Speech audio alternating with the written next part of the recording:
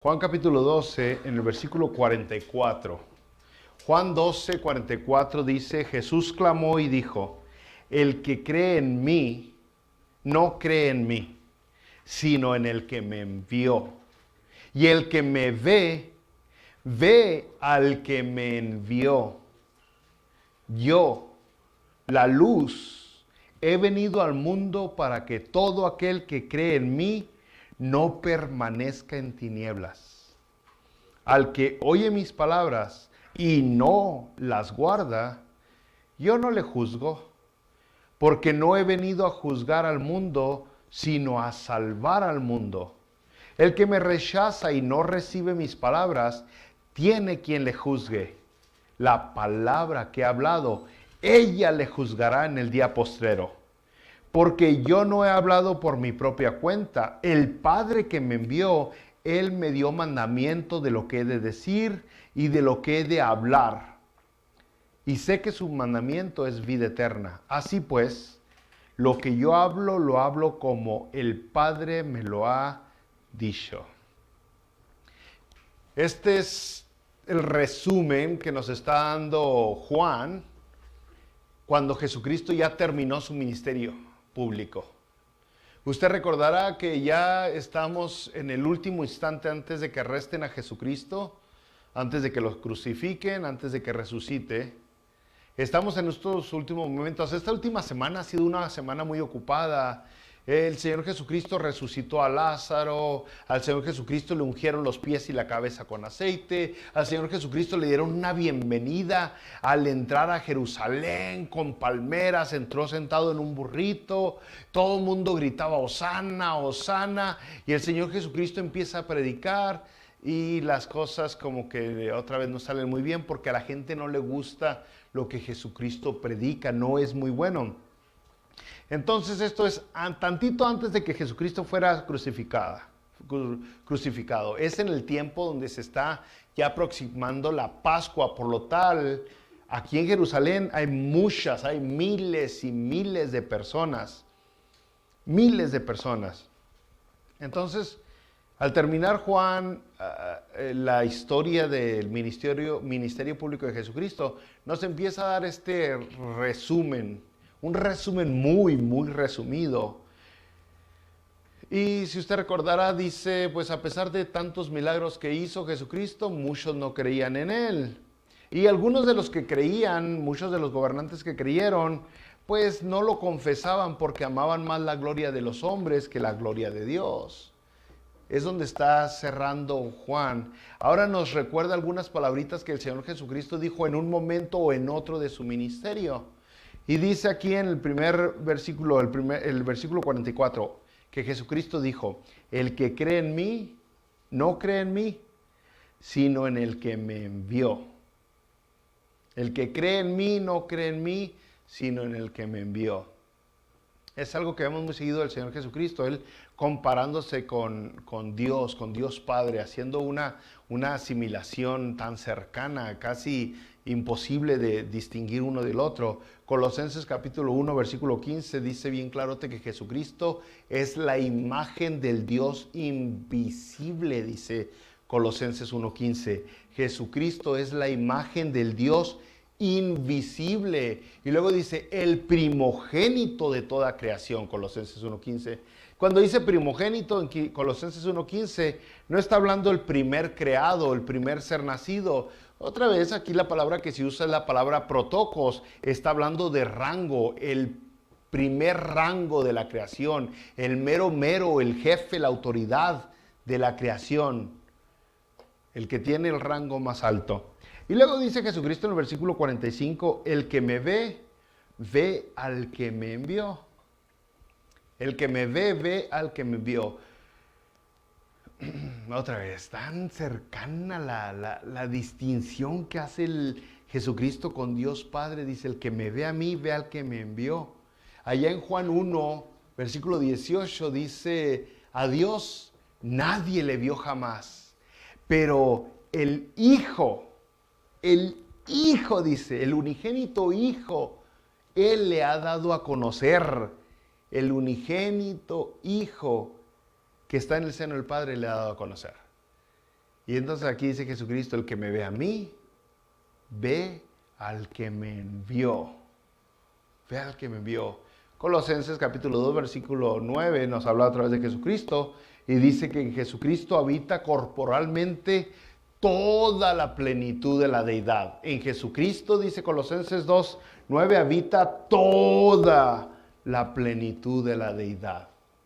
No poquita, no un porcentaje, no un reflejo, sino toda la plenitud de la deidad. Versículo 46, yo, dice Jesucristo, yo, la luz, he venido al mundo para que todo aquel que cree en mí no permanezca en tinieblas. Y si recuerda, pues le hemos dedicado mucho tiempo a Jesucristo, la luz, y nunca es suficiente hablar de Jesucristo como nuestra luz, nuestra guianza, nuestra única salvación, nuestra única esperanza. Nunca se hace viejo, nunca se cansa uno de decirlo, porque en realidad eso es todo. Si usted pone su esperanza, si usted ve la salida, si usted busca el escape o el rescate o la salvación en algo o en alguien más aparte de Jesucristo, ya se amoló, porque todo le va a fallar. Todo. Y podría pensar que el mundo está en contra de usted, y no estaría errado. El mundo está en contra de usted. Aquí en este mundo todos estamos, parece ser, todo aquel que no tiene a Dios en su corazón está para, vamos a ver, el que pueda, el que sobreviva más fuerte. Aquí el que sobrevive, el que sobresale, es el que puede más, el más tranza, el más habilidoso, el que se levanta más temprano, el que se esfuerza más, el que sabe usar su cuerpo, y porque cada quien nomás busca lo suyo, lo propio suyo. Y hay algunas personas que le llaman éxito y presumen de lo que tienen, porque usan y abusan de los beneficios, por ejemplo, aquí en este país del gobierno, porque el gobierno les da estampillas, porque el gobierno les da esto y les da aquello y les da ello, y pueden presumir, miren lo que traigo, porque el que sale y sobresale es el que usa y abusa. Algunas otras personas dirán, mira cómo he triunfado en la vida, porque usan su cuerpo para conseguir de los hombres dinero y viajes y demás, por la belleza, por la atracción física que tienen hacia las otras personas, y pueden llamarle eso éxito. Pero al final de cuentas, ya sea que lo haga de una manera lícita o ilícita, se da cuenta que estamos atorados en el mismo hoyo. No hay salida, no hay salvación fuera de Jesucristo. La única luz, la única esperanza es Jesucristo. Es más, estamos a tal grado que si usted va en un túnel y usted ve una luz venir, usted dice, ahí está la luz, esa es la luz, al fin veo la esperanza, la luz al final del túnel. Aguas, porque posiblemente sea un tren y se lo va a llevar. La única salvación, la única verdadera luz al final del túnel es Jesucristo. De ahí en fuera son trampas, son engaños. No hay éxito fuera de Dios. Entonces, otra vez, Jesucristo dijo en el versículo 46, yo, la luz, he venido al mundo para que todo aquel que cree en mí no permanezca en tinieblas. Nos está dando el propósito. ¿Para qué vino aquí Jesucristo? ¿Para qué vino Jesucristo a la tierra? ¿Para qué vino? Y dice aquí, para que no permanezcas en tinieblas. Es el propósito de la visita de Dios aquí en la tierra. Lucas capítulo 19, versículo 10, porque el Hijo del Hombre vino a buscar y a salvar lo que se había perdido. Si usted se había perdido, si usted se había extraviado, Jesucristo vino a buscarlo. Ya cuando usted dice, ay, hasta que busqué a Dios, sí, Dios, ¿ya cuánto tiene buscándote? ¿Cuánto tiene buscándote, llamándote? Ya eso vino. Algunas personas sienten que Jesucristo vino a castigarlos y a darles en la torre. No, está diciendo, yo no vine a eso, yo vine a darte salvación, vine a buscarte. Juan 3:17 dice, porque no envió Dios a su Hijo al mundo para condenar al mundo, sino para que el mundo sea salvo por él. Para eso vino Jesucristo. Entonces, de eso se trata. Jesucristo vino a darnos salvación, rescate, ayuda. No es fácil comprenderlo porque nosotros lo queremos agarrar a Jesucristo y armonizarlo con el resto de nuestra vida. Queremos que Jesucristo se acople a nuestro estilo de vida, a nuestras ideas, a nuestros métodos. Queremos agarrar a Jesucristo y que se acople a nuestros planes, a nuestras esperanzas, a nuestros sueños. Y no funciona así, porque en realidad cuando Jesucristo dijo vine a buscar los que se habían perdido, es sacarlos del hoyo, no quedarse en el hoyo con ellos. No quedarse ahí. Cuando la palabra de Dios habla de que Jesucristo te anda buscando, no es para quedarse a acampar contigo en un tiradero o en el materialismo o en el egoísmo o en la vanidad. Es para sacarnos de ahí. Entonces eso es difícil porque para muchas personas bien puede significar un cambio completo de vida. Dejar de pelear en este mundo material, dejar de buscar esos sueños que tengo décadas buscando y simplemente seguir a Jesucristo, por fin entender, aceptar de que lo que verdaderamente me va a hacer feliz no es ese sueño, sino aceptar a Jesucristo y seguirlo a Él.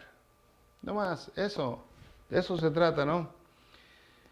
Entonces, a eso vino Jesucristo. No vino a condenarnos, sino a salvarnos. Versículo 47, acuérdese que está resumiendo Juan en unos cuantos versículos, está haciendo un resumen conciso de lo que ha sucedido. Versículo 47, dice Jesucristo, al que oye mis palabras y no las guarda.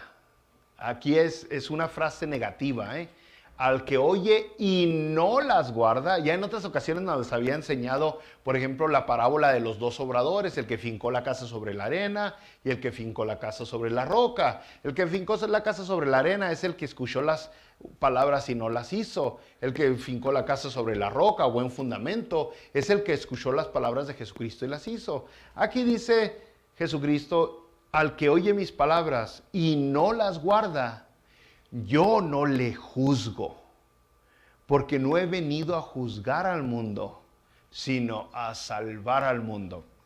Y aquí algunos de esos brothers que les gusta usar mucho la Biblia, especialmente en la parte donde el que esté libre de pecado que tire la primera piedra, les gustaría también usar esto. Mira, Jesucristo no juzga a nadie, no vino a juzgar a nadie.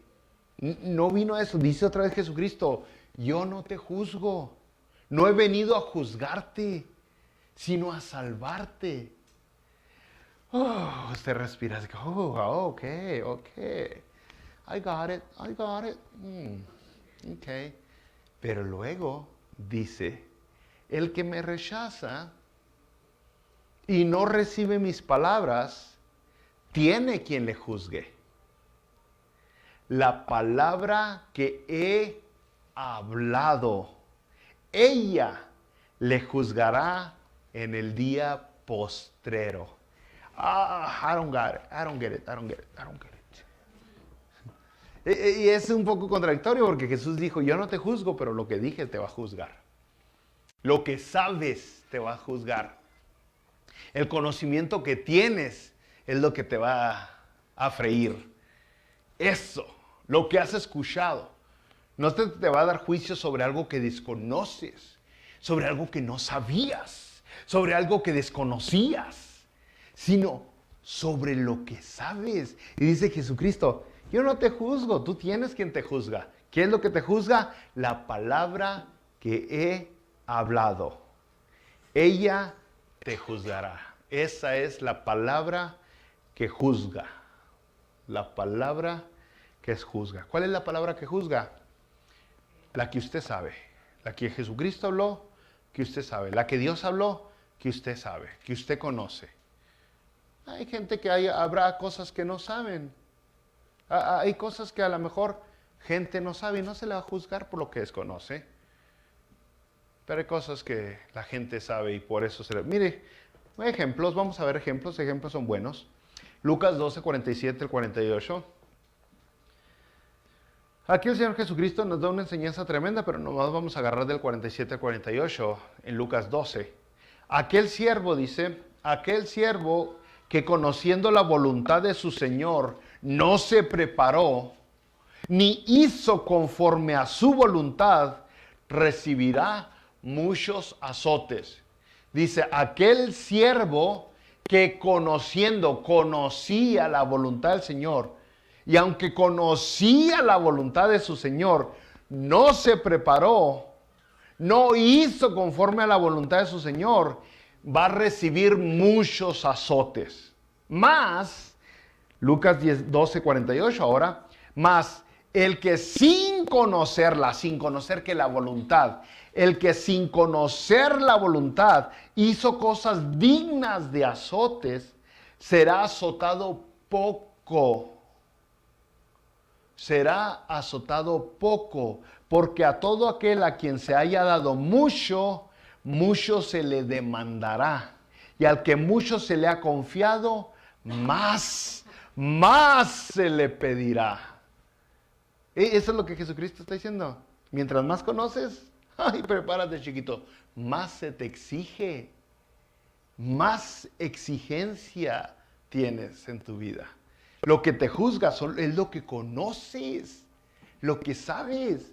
Algunos dirán, chale, ¿para qué vine a la iglesia? Conozco más.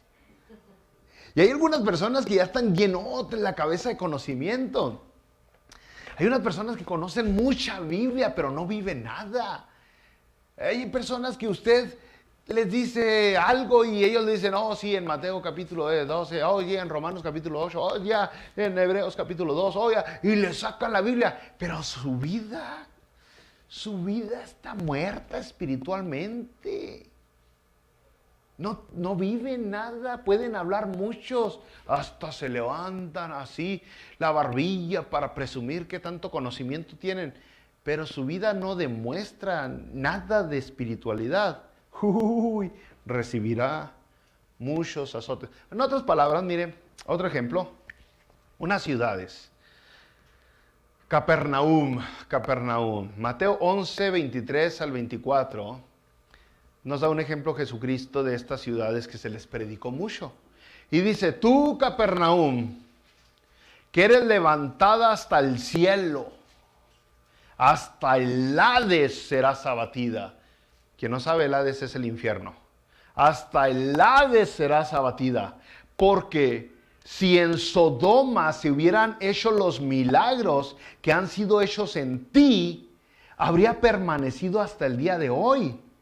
Por tanto os digo que en el día del juicio será más tolerable el castigo para la tierra de Sodoma que para ti.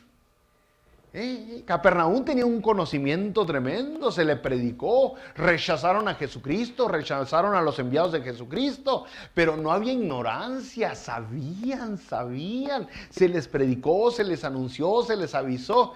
Y le dice Jesucristo, si lo que se ha hecho en ustedes se hubiera hecho en Sodoma, todavía estuviera Sodoma.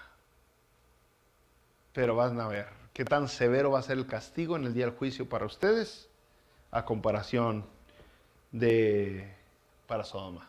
Esa es la idea, ¿no? Más conocimiento, más responsabilidad. Más conocimiento, más responsabilidad. Ahora, usted dirá, pues yo no sé mucha Biblia. Yo no sé mucha Biblia. Y a algunos les gusta navegar con banderita de tontos.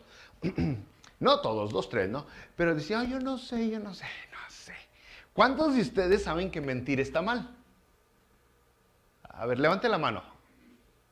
Sí, hay 2, 3, miren. ¿Cuántos de ustedes saben que robar está mal? A ver, levante la mano. ¿Cuántos de ustedes saben que ser envidioso está mal? Ya vio, o sea, de que tiene revelación, tiene revelación. De que tiene conocimiento, tiene conocimiento. Y entonces no se le va a dar juicio por algo que desconoce, sino por algo que conoce. Por algo que ya sabe. ¿Cuántos cristianos que no vienen a la iglesia sabrán que la Biblia exige que nos debemos de congregar y aún así no se congregan? ¿Cuántos así? A lo mejor hasta se saben de memoria Hebreos que dicen, no dejando de congregarnos como algunos tienen por costumbre, y aún así no se congregan. Tienen el conocimiento, pero no lo hace. ¿Cuántos cristianos sabrán que hay que tomar nuestra cruz, negarnos cada día. Es una batalla diaria y continua, constante. Hay que permanecer, hay que mantener el dedo en el renglón. Y aún así muchos dicen, ay, no tengo ganas. Ay, no, qué lata, esos bros ya me cayeron gordos. Y aflojan y aprietan, y aflojan y aprietan. Y sí y no. Y son como las olas del agua. Santiago habla muy claro de eso. Son inconstantes en todos sus caminos. Y aún así siguen. Pues por lo que saben. Se les va a hacer juicio por lo que saben. Dios ha hablado en su palabra, está todo eso. Jesucristo es Dios encarnado, es lo que hemos estado viendo. Él nos ha dado su palabra y su palabra menciona todas esas cosas. Y habrá algunas cosas que no sepa usted, habrá alguna que otra cosa que usted no sepa. A lo mejor usted no sabe. A lo mejor usted no sabe que está mal venir a la iglesia en bikini. No sé, espero que sepan todos esos. Mire, si viene en bikini, yo tengo lentes oscuros. Es su bronca. Pero es lo que dice aquí, ok, eres inocente. Inocente permanecerás. Pero no se te va a enjuiciar por algo que desconoces, sino por lo que conoces. Ahorita me acordé una cosita con la hermana, la mamá de mi brother Sergio, que viene de Delicias, Chihuahua. ¿Sí, verdad? De Delicias. De Delicias. Cuando mi hija y yo éramos novios, también habían coyotes en aquel tiempo. Cuando éramos novios, nosotros fuimos a Ciudad Delicias, Chihuahua, y de alguna manera, mi brother Shui se acordará, algún tiempo salió de ahí, para jamás volver. Todas las calles van a dar donde mismo, en Delicias, así como que... Y íbamos nosotros a una conferencia de jóvenes de la iglesia, de Ciudad Delicias, Chihuahua. Yo iba manejando y me paré en medio de muchas calles. Ah, caray, dije. Ah, caray, ¿qué pasó? Y no supe para dónde darlas. Y yo estaba joven, guapo, lleno de energías y muy menso. Entonces no supe para dónde darle. De repente me encontré con diferentes calles. ¿Y aquí para dónde? Y me paró un tránsito, me jaló. A la orilla, me dijo. ¿Cómo? Y ya me quería dar un ticket, quitar el carro porque era del Onapafa o del Codapafa o era Chueco, Chocolate, no sé qué era el carro, ¿no? El caso es que yo le dije al hombre, mire, juzgue usted. Yo nunca había venido a esta preciosísima ciudad. Hay que ser también medio labia, no crea. Y se me hace que Talí iba con nosotros. ¿Verdad, Talí, que ibas con nosotros? Iba Talí con nosotros también. Y el hombre quería, usted sabe, allá en México de repente no les pagan mucho, yo creo. Quería billete. Yo le dije, juzgue usted. Yo desconozco, no sabía que habían como 20 calles de un solo jalón. Y el hombre, no, que sí. Le dije, bueno, si quiere quitarme el carro, quítemelo. Si quiere darme una infracción, démela, pero yo no sabía y por eso me paré en medio de todo el tráfico. Me la dejó pasar el viejito. Era un viejito, ya apenas si podía. Pero fui inocente. De las únicas veces que yo soy inocente. Sí, inocente. Y Talí y Lisette, mi esposa, están de acuerdo que no le di mordida. Ya estaba muy viejo para darle mordida. Pero bueno, el caso es de que hay inocencia donde uno dice, yo no sé, pero aquí Jesucristo está diciendo, no, yo no te juzgo, pero lo que he hablado y lógicamente que tú has escuchado, eso es lo que te va a dar juicio. Eso es lo que te va a dar juicio. Hay muchas personas que escuchan la palabra de Dios y aún así la ignoran. Le hacen más caso al mundo. El mundo se está en caos, vienen guerras, te están espiando, andan tras de ti, te quieren hacer daño, te quieren enfermar. Deje de hacerle caso al mundo, ya sabe, Dios se lo advirtió. Ponga sus ojos en Jesucristo. Deje de estar todo preocupado, deje de estar distraído, confíe en Él. Hebreos 11 te dice que es imposible, el versículo 6, agradar a Dios sin fe. Si no tienes a fe, la fe puesta en Dios, la confianza puesta en Dios, no estás agradándole. Y entonces son cosas que uno sabe. Y cada vez que vienen las cosas difíciles, las broncas en el hogar, las distracciones, los problemas, la falta de salud, empezamos a dudar. Pues entonces eso es lo que te va a hacer juicio. La falta de fe que tienes, que mismo Jesucristo te ha hablado muchas veces.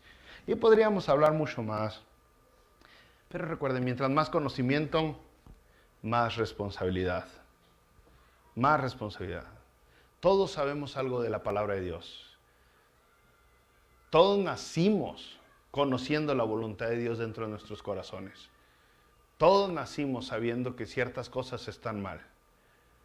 Y aún así muchas veces lo hacemos. Aunque sabemos que está mal tal cosa, la hacemos. De eso está hablando la palabra de Dios. Más sabes, más te exige.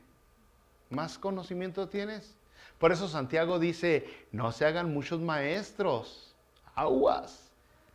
No te hagas, porque ya no va a haber manera de decir, ay, pues no sabía. Fíjese, Romanos capítulo 1, versículo 19 al 20, nos habla del conocimiento extra que usted tiene desde que nació. Y Romanos 1, 19, lógicamente está tratando con la inmoralidad. Todo Romanos 1, la inmoralidad del humano. Pero sí Romanos 1, 19 dice, porque lo que de Dios se conoce, les es manifiesto, pues Dios se los manifestó. Porque las cosas invisibles de Él, su eterno poder y deidad, se hacen claramente visibles desde la creación. Fíjense, dice, otra vez, lo que de Dios se conoce, lo sabes porque Dios te lo manifestó. Se lo estoy parafraseando Romanos 1:19. Lo que de Dios se conoce, lo que tú sabes de Dios, Dios te lo manifestó. Y luego te lo explica en el versículo 20. Las cosas invisibles de Dios, como su eterno poder y su deidad, se han hecho claramente visibles. Las has podido ver desde la creación del mundo. Entonces dice, son entendidas por medio de cosas hechas. El poder de Dios, la deidad, son entendidas por medio de cosas hechas. De modo que no tienes excusa. No hay excusa, no hay con que no sabía. Lo que de Dios se conoce es porque Dios te lo manifestó. Son dos revelaciones que nosotros conocemos dentro del mundo de la teología. A una revelación le llamamos la revelación general, que es todo lo que nos rodea. Usted nace con algo en su corazón diciéndole las reglas de Dios, la ley divina de Dios. Está mal engañar a tu esposa, está mal mentir, está mal robar en tu trabajo, está mal hacer esto. O sea, incluso lo que dice Santiago otra vez, el que sabe hacer lo bueno y no lo hace, le es pecado. Uno nace sabiendo eso. Desde chiquito, si usted ve que alguien se está ahogando y nomás se queda a verlo, pobre vato, está mal. Usted siente que no está bien nomás ver y no ayudar. O sea, el no participar en una buena obra está mal, pero ya lo trae en su corazón. A todo eso se le llama la ley, la revelación general. Revelación general. Todo mundo, toda persona, todo ser humano nació conociendo eso de Dios. Luego viene la otra que se le llama revelación especial. La revelación especial es la Biblia. No todo el mundo tiene la Biblia. Todo el mundo aquí en Estados Unidos tiene la Biblia. Todo el mundo en México, El Salvador, Guatemala puede tener la Biblia sin problemas. No tenemos la persecución que hay en otros países como en Irak, como en China. Y en otros varios montones de países, 50 y tantos países, donde si usted tiene la Biblia lo echan a la cárcel, lo asesinan. Pero aquí sí tenemos la Biblia, pero en otros lados no tienen la Biblia. Esa Biblia se llama la revelación especial. Es donde nos habla de detalles.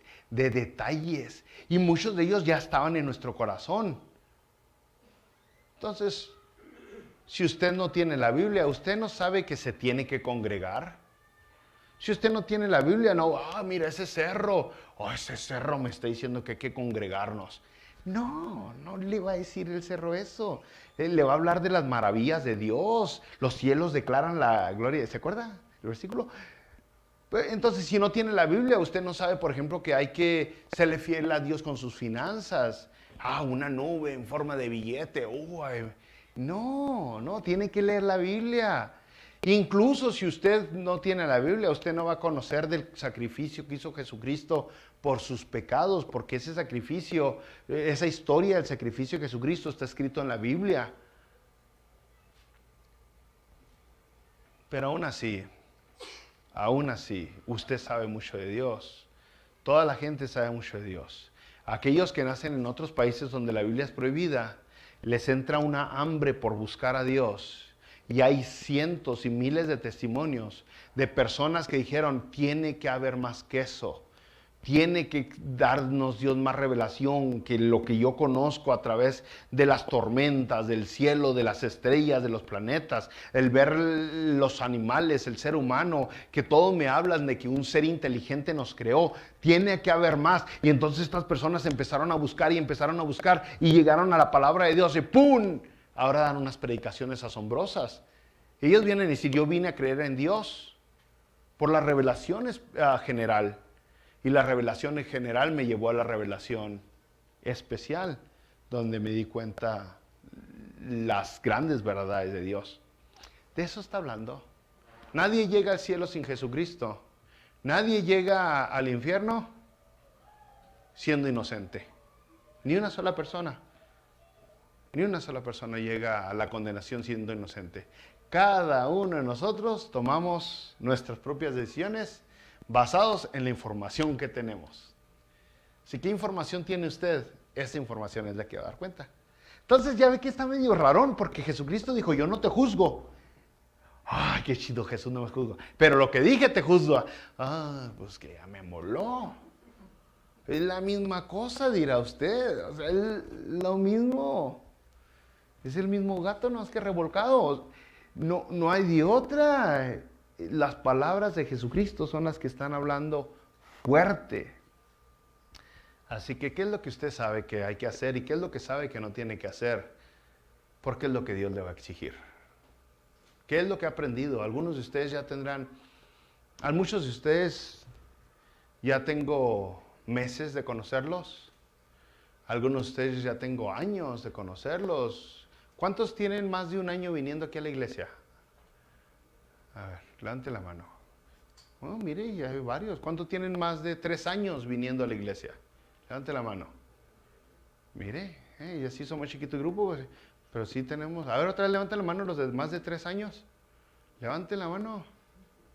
Ahí déjela levantada porque ustedes les vamos a ándele. Y ni uno nos ha invitado a comer. Más de 3 años. Ahora, pero ¿cuántos años tiene usted en el cristianismo? Dígame, ¿quiénes de ustedes tienen más de 10 años en el cristianismo? Levante la mano si tiene más de 10 años en el cristianismo. Mire, no, son muchos. O sea, ¿cuánta información ya tienen en esos 10 años? Al menos que le tocó como a mí, ¿verdad? Yo por muchos años fui a una iglesia donde se predicaba lo mismo cada domingo.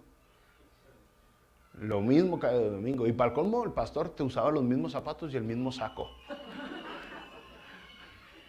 Lo único diferente eran las canciones. Pero la predicación era prácticamente lo mismo.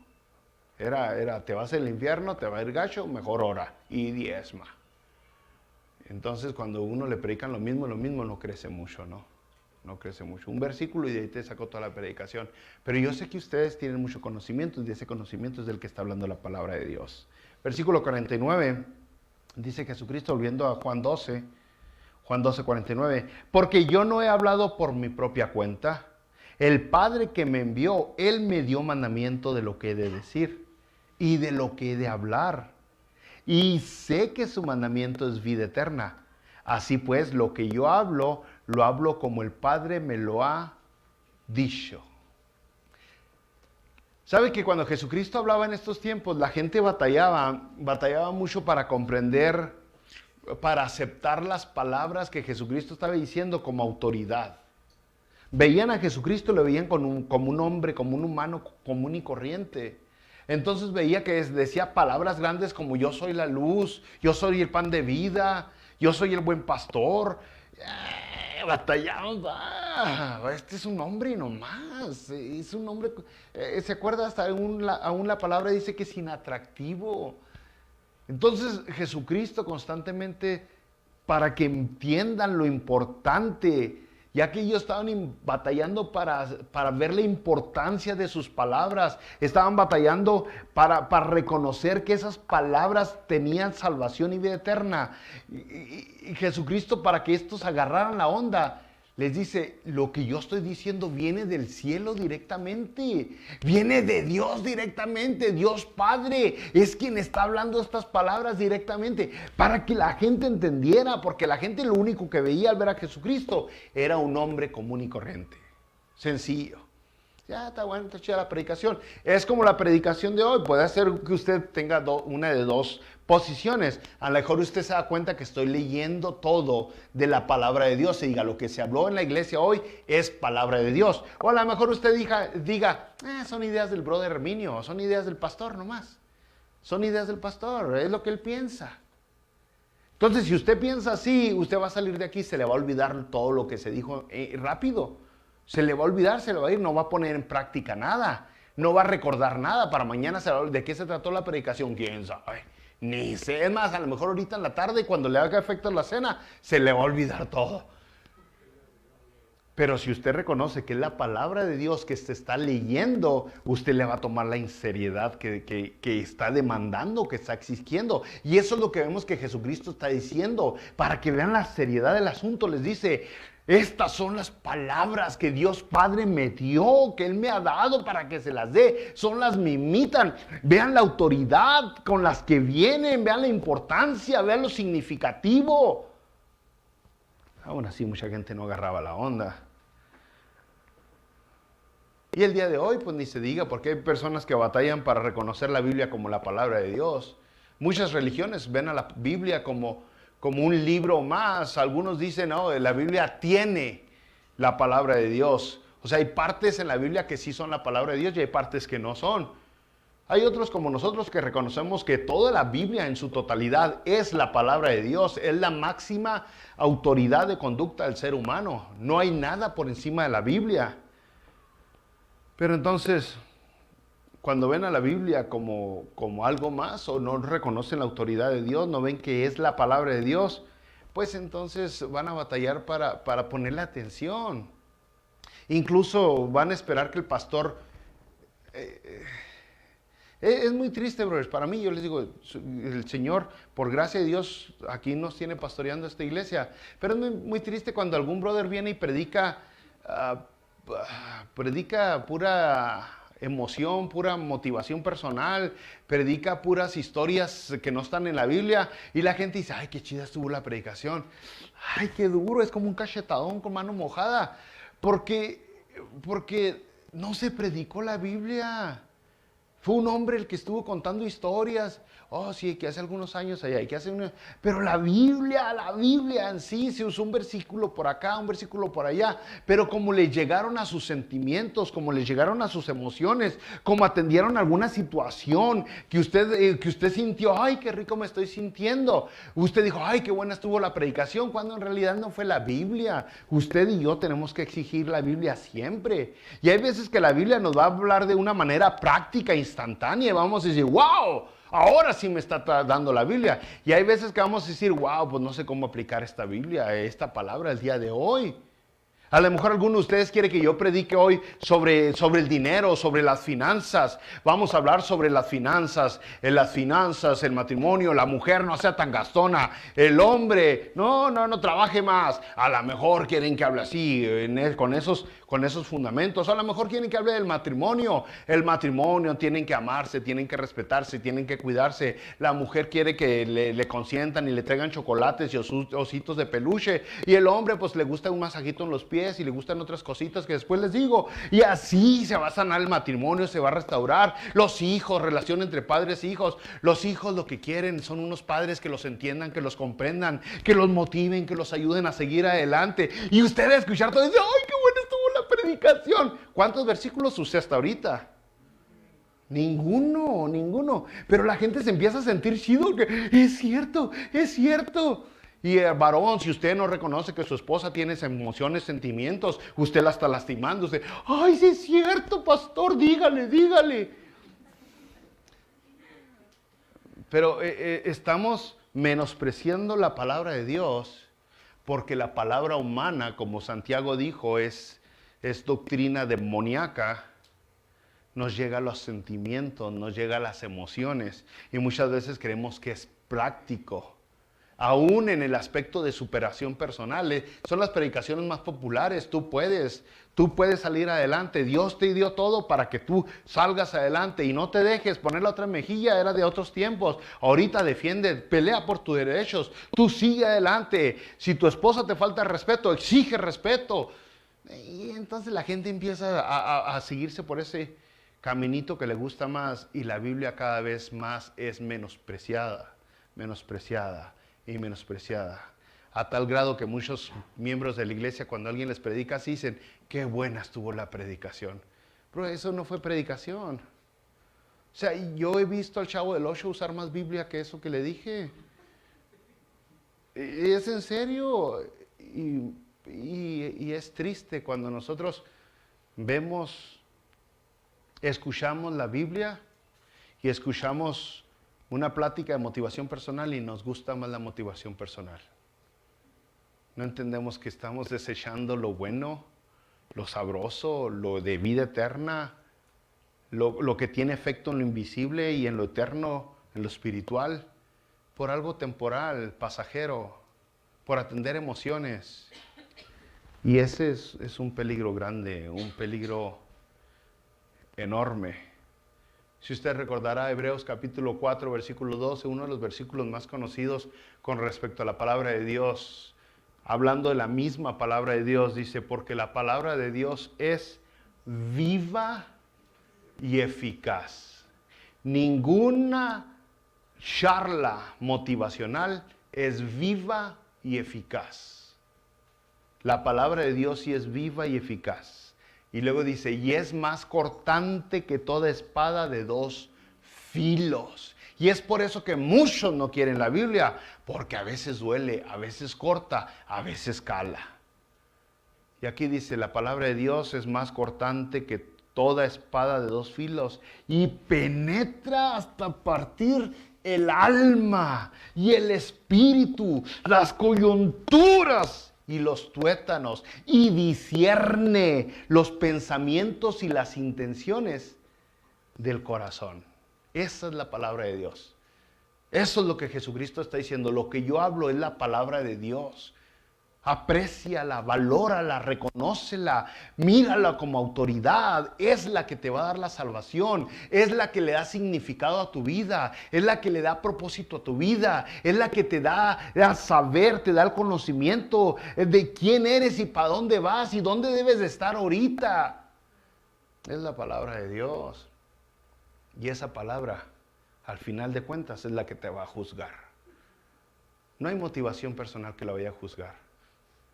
No hay.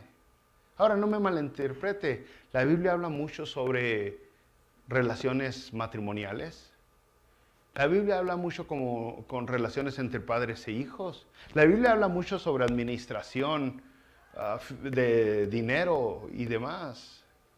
La Biblia habla mucho sobre levantarse emocionalmente y no estar tumbado en el suelo, destruido, en depresión, en tristeza.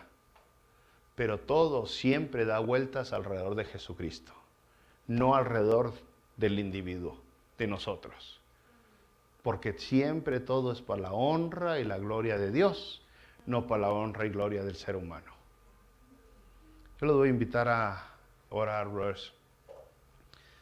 La salvación, parte de la salvación de la cual Jesucristo ha estado hablando estos 12 capítulos, tiene que ver con creer en su palabra, creer en su nombre, creer en Jesucristo, aceptarlo como el Señor, el jefe, el Dios, aceptarlo como el Salvador.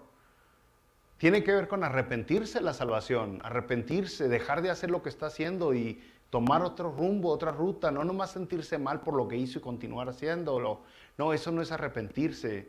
Arrepentirse es sentirse mal y dejar de hacerlo. La salvación tiene que ver con someterse, no a la religión, a Dios. Someterse a Dios. Y con la salvación de la que hemos estado hablando, pues viene una transformación que ni Optimus Prime ha tenido, brother. Una transformación buena, rica, sabrosa, una transformación de veras donde el viejo hombre se queda bien atrás, la vieja persona desaparece. Y la transformación, con la transformación viene un llamado personal, un llamado único, un llamado para usted, un llamado a levantarse y pelear, a luchar, a combatir, a reconocer que su vida no es existir nomás, su vida tiene significado aquí en la tierra y tiene más que ver con solo respirar, comer e ir al baño. Su vida tiene que ver con impactar al mundo. Entonces, cuando usted es transformado, usted es llamado y usted se entrega a Dios. Se entrega a ese llamado, hace un compromiso de vivir por Él. Y el compromiso no es fácil.